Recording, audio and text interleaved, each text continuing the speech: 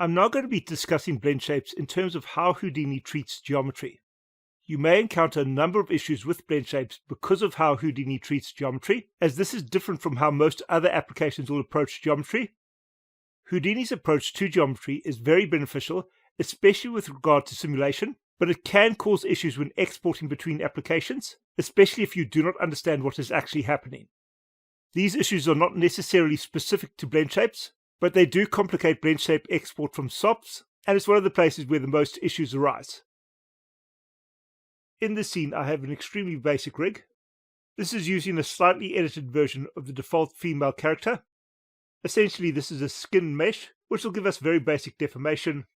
In this case, the rig is purely perfunctory and can only really allow us to control the head. In the rig, we have some requirements for both export and dealing with shapes. These take the form of attributes, and these attributes are applied to the mesh. This will be required in order to export the mesh, especially for game engines. The main attribute that we'll need is the name attribute. You will not be able to export a mesh in FBX to an engine like Unreal or Unity without a proper name for the mesh. For the mesh, these names need to be primitive attributes. Each primitive will need to be named. The reason for this name is how Houdini is representing a mesh when it has been exported. Each of these names will be exported as a separate mesh. So without this name, Houdini will not know what mesh will need to be exported. So this is our basic rig setup. We can now take a look at how the basic blend shape works. The rig which we're going to look at here is an extremely basic blend shape setup, and this is essentially how all blend shape setups work. This is actually how the blend shapes work in KineFX as well, and the majority of what we do for blend shapes is actually not necessary for the rig. Instead, it is required for exporting to other applications. For example, we have the character blend shape node. Within this node, there is a locked blend shape node. However, within this node, the basic functionality is still done with the base BlendShapes node, and this is essentially a wrapper around that node, which contains a little bit of extra functionality. So essentially how this works is we get the original mesh, and this is connected to the first input. All the modified geometry connects to the second input. We can then generate these sliders, and we can use these sliders to blend between our shapes. So if your rig never leaves Houdini, this is actually all you need. We do not need anything else. The problems come with export. So we have some nodes which will help us attach these shapes for export, and I'll look at this in my KineFX setup.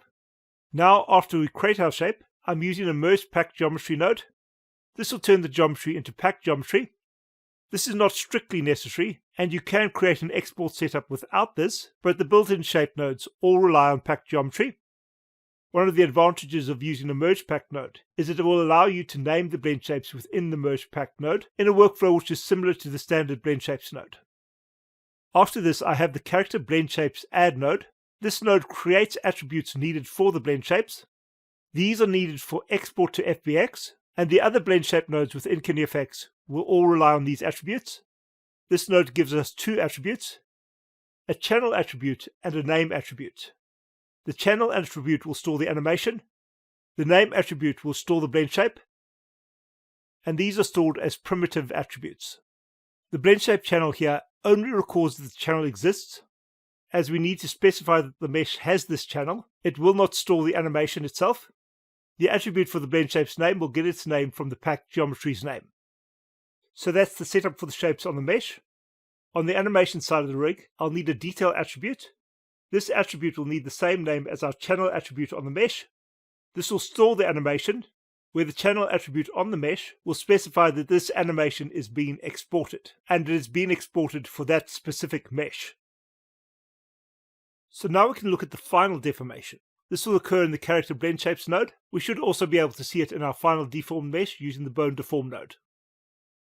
I'll open the parameter for my blend shape slider in a window. So when I move the slider, I'll get my shape. But if I look at my original deformation, we'll see that I'm not actually getting the same shape as the deformation. Currently, I'm only getting the deformation on the body of the character. This is not always the case. Sometimes this will break entirely, and the deformation will not necessarily represent our original deformation at all.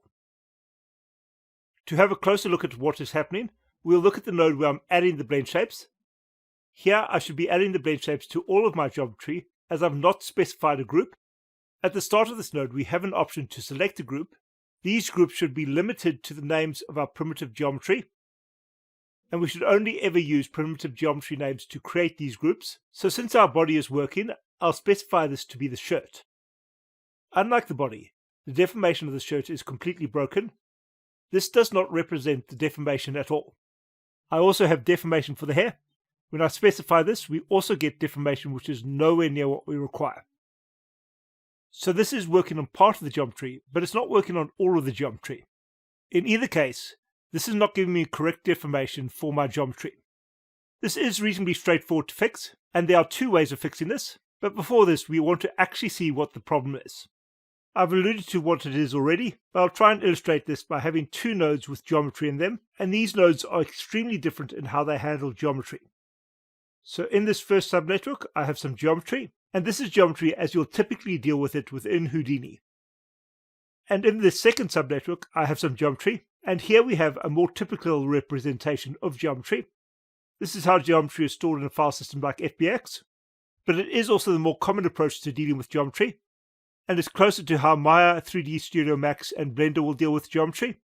This is also how almost every game engine will deal with 3D geometry. Now initially you may not see any difference here. Visually these should be exactly the same. In the first node, where we deal with the standard Houdini approach, we only have one mesh here. These are not separate pieces of geometry. This is a single geometry node, and it contains one mesh. This is something which is easy to get confused with in Houdini, as we will regularly break up meshes, split them into separate components, and perform multiple operations using things like groups, for loops, and blast nodes. And we'll split up geometry into multiple different pieces to act on them separately. This doesn't change the fact that all SOP operations occur on a single piece of geometry. While the geometry may seem to be separate pieces of geometry, all geometry occurring within a geometry node is a single piece, and the SOP context only works on a single piece of geometry at a time. So when I look at the second node, this node has 6 different meshes. In this case, each mesh is stored in its own SOP network, so each SOP network is an instance of geometry. So the fundamental issue when we're creating blend shapes and exporting them is that the blend shape is essentially a collection of points, which is storing positions and is matching these to a point number. However, the point numbers for our mesh will usually be based off the entire mesh. So if we're exporting multiple groups, these meshes will then be split into individual meshes, and the point numbers for the mesh will change. However, the point numbers for the blend shape will not. So when we export, the mesh will be split, and the information for the blend shape will no longer match the point numbers of the split mesh. The blend shape nodes within KineFX are set up to mimic this.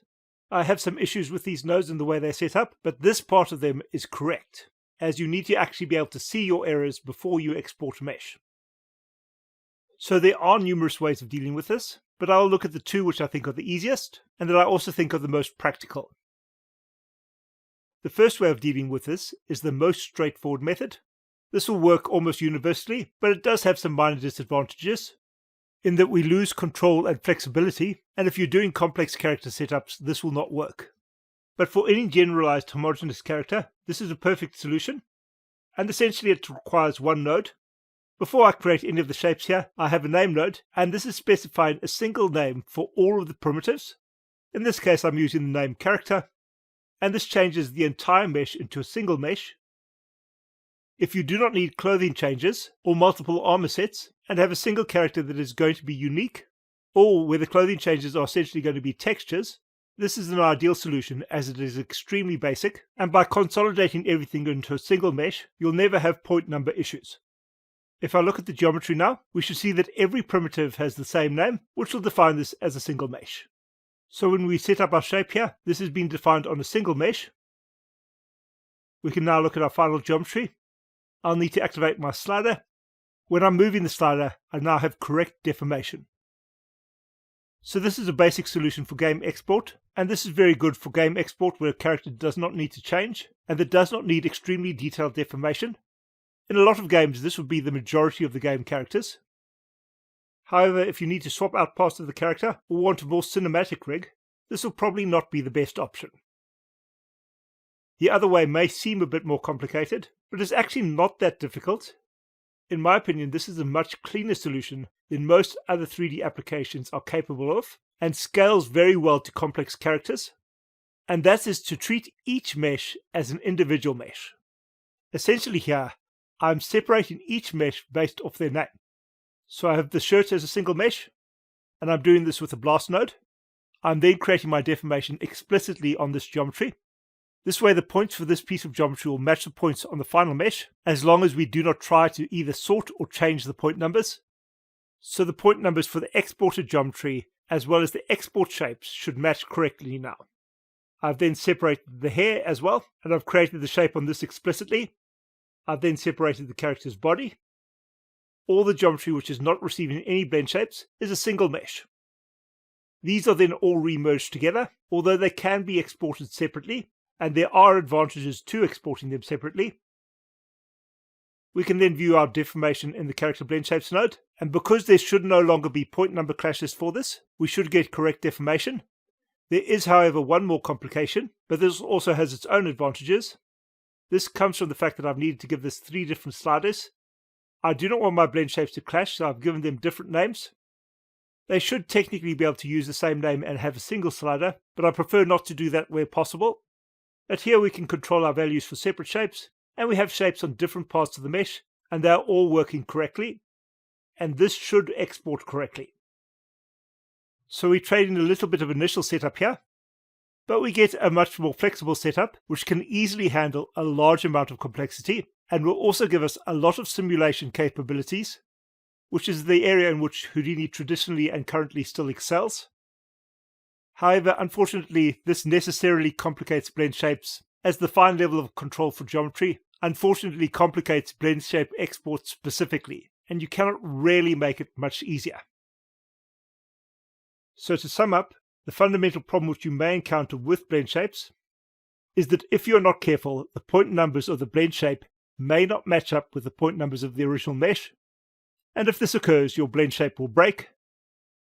So we need to be more explicit in how we divide up our mesh than we would be in other 3D applications.